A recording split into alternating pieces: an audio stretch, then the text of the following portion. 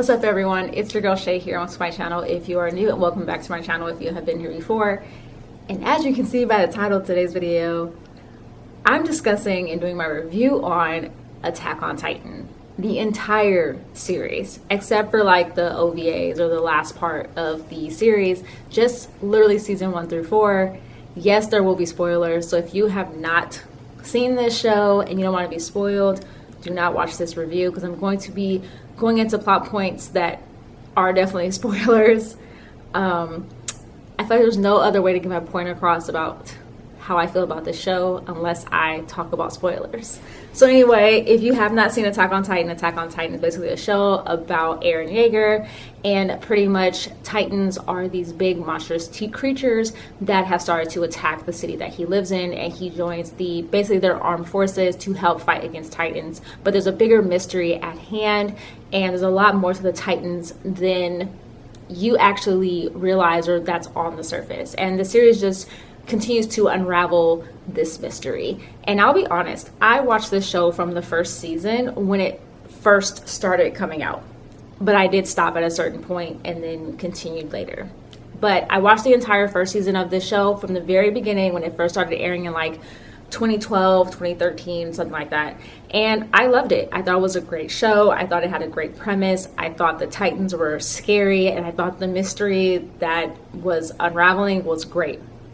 Then they took too long to come out with the second season, and like a lot of people lost interest because from the first season to the second season, it took them at least a good like 3 years to come out with the second season.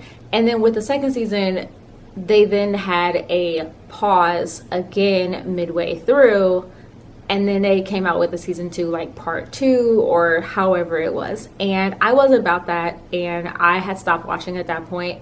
I had stopped watching up to when they had said that Historia was a part of the royal family, and to me, Eren was acting like, I didn't like how Eren was acting. I thought he was acting like a little wimp, and I just wasn't here for it. So I had stopped watching it for years. And then I heard season 4 was coming out, and I was just like, maybe I'll check it out once it's over. And I had seen people talking about the ending of it, but I wasn't spoiled, don't worry. So I was like, okay, I'll check out season 4. I'll check out when it ends. So once it ended, I decided to start watching it from the very beginning because I couldn't remember where exactly I had left off in the series, and I didn't want to like forget anything that may have happened. So I started back from season 1, and I'm glad that I did, because with me starting back from season 1, it made me love the show again. It made me remember why I liked it in the first place, why I liked Mikasa as a character, and why I thought she was just such a strong female lead, and why I liked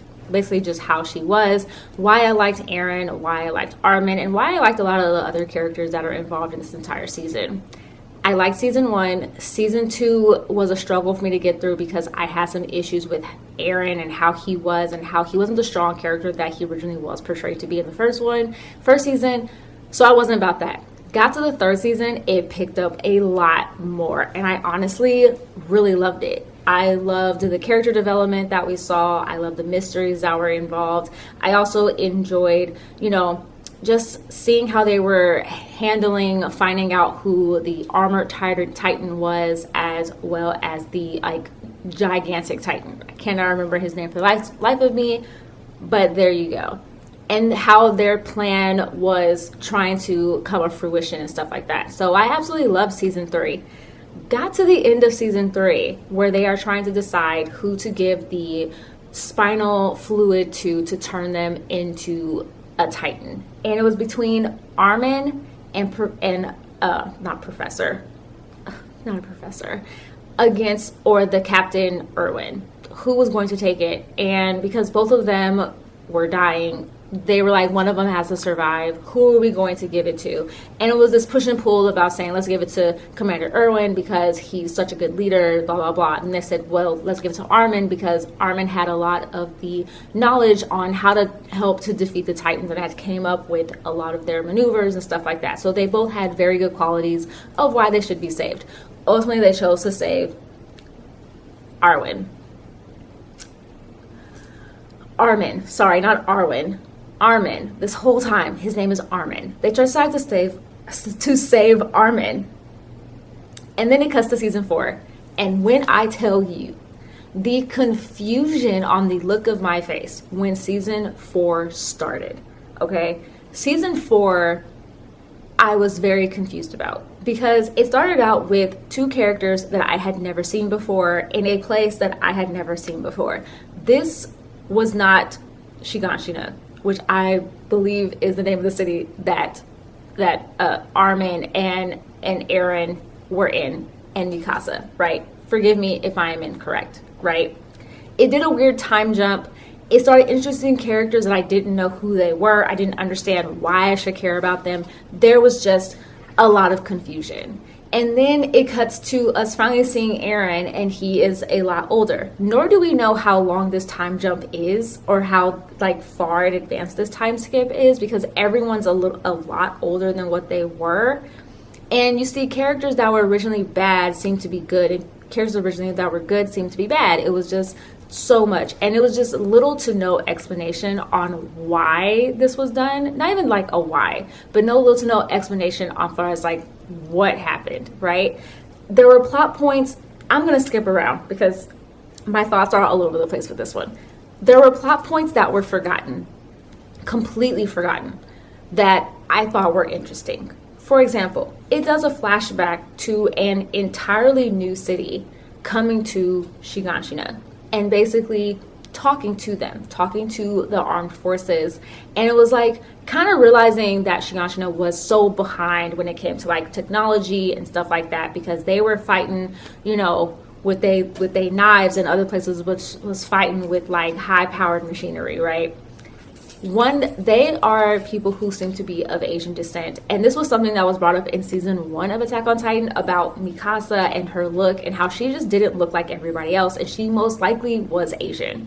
So these people come there and they then say that Mikasa is most likely a part of the royal bloodline of their country, because apparently whoever her parents are, came to like either passed away or ran away or something like that. And that happened, and I thought, oh my god, that's so interesting. Is this going to be like another Historia situation? Nothing came of it. I was so confused. Then they cut to then they have these 2 kids, who one of them is Eldian, which is a name I hadn't heard before, and I did not understand what Eldian even was. So apparently Eldian are the people who are descendants from Titans, and while they don't have the ability to turn into Titans, they like, it's just this weird genetic thing with them and Titans, pretty much. So they are kind of like sequestered, they're like kind of segregated against the people who are not Eldian, pretty much.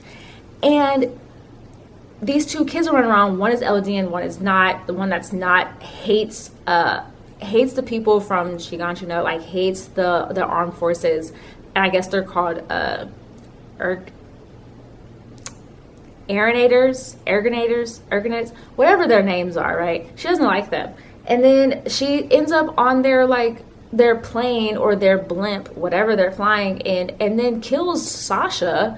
And then I was like, wait, you're killing off beloved characters that I really enjoyed. And I just states of confusion throughout the entire 4th season, to where it was a struggle for me to get through. But there was just plot points that were lost, characters that I didn't understand why I had to like them. And then for me, even a confusion on certain characters. Like, for example, the character that turns out to be Eren's half-brother, I thought was his dad the entire time.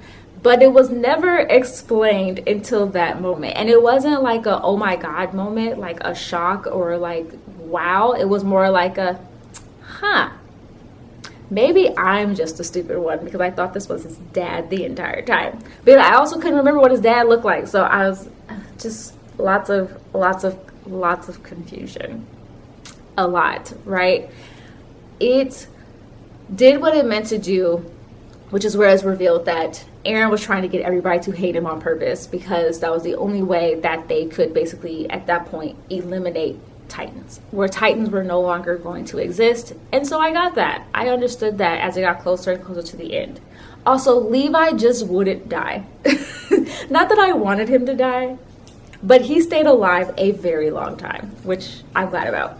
But then you also, like, it was just all over the place for me. It wasn't the best. I didn't really like it that much, the fourth season. I will say, though, the end of the fourth season, the end, very end, like the very last episode, got me.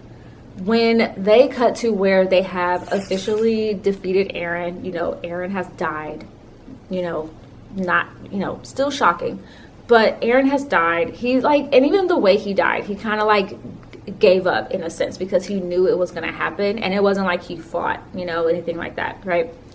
Once Aaron dies and it cuts to, you know, everyone who is still alive, but when it cuts to Levi and he is laying against a rock, and you as the viewer, I thought that Levi had died in the battle, but when it's just him, he's actually alive, but he's saying goodbye to all those comrades that he lost. I'm not gonna lie, I got extremely choked up.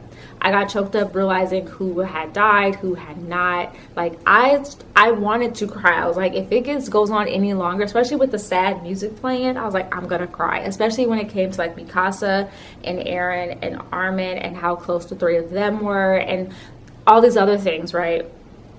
Overall, though, as far as like how I can rate this entire series, I can't remember what I gave it. Let me look, because I want to make sure I give you guys the correct number of what I actually rated this entire series, because I was just not at all. I gave it a 3 stars, 3 out of 5 stars, and I could have gave it lower. At first I was like 1 out of 10, you know, stars, but if looking at it, I give it a 3 out of 5. It's okay.